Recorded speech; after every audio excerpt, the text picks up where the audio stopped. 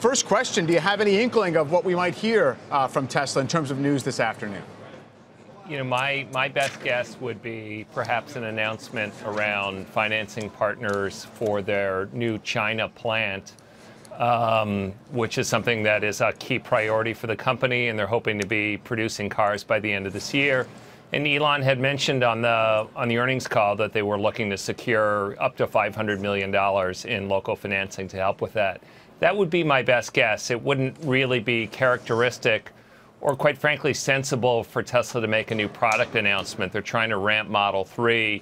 You know, talking more about Model Y might potentially cannibalize sales of Model 3. I don't think they're far along in terms of the Semi.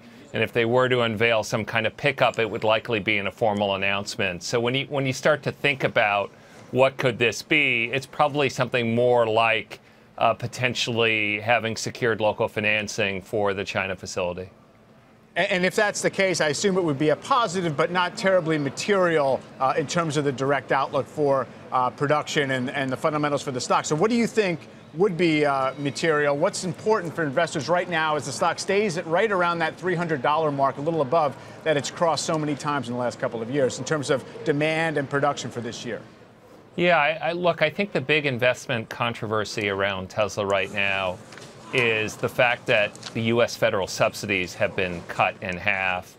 And as best we can tell, there's been a sharp decline in demand in the U.S. Since the end of last year. And that's in part because the subsidy's been cut. It's also in part because Tesla had a lot of incentives and was really pushing people to buy new cars in the U.S. before that subsidy was cut. And so I think the controversy is, can Tesla ultimately continue to grow robustly and hit its production and delivery targets for this year, despite what appears to be a pretty significant initial fall off in demand? So that's controversy number one. I think controversy number two, which is somewhat related to that, is can Tesla profitably make this car at different price points? So it's demonstrated the last couple quarters that the Model 3 has reasonably healthy gross margins, 20% plus. But that's been in part because Model 3 prices have been $55,000 on average.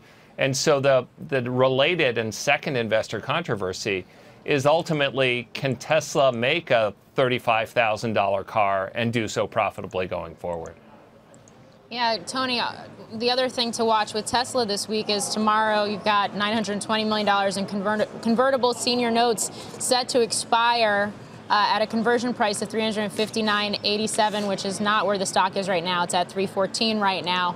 How does that factor into the cash situation for Tesla, especially as it is, I would assume, looking to make these investments to offer cars at certain price points, move out other lines like the semis, et cetera, in future years? Yeah, agreed. I think tomorrow the settlement will be done in cash by Tesla, so that'll be a $900+ million cash outflow. The company has over $3 billion in cash, and it believes it can continue to generate cash going forward. I'm not sure, given its aggressive growth plans, that it can be self-funding.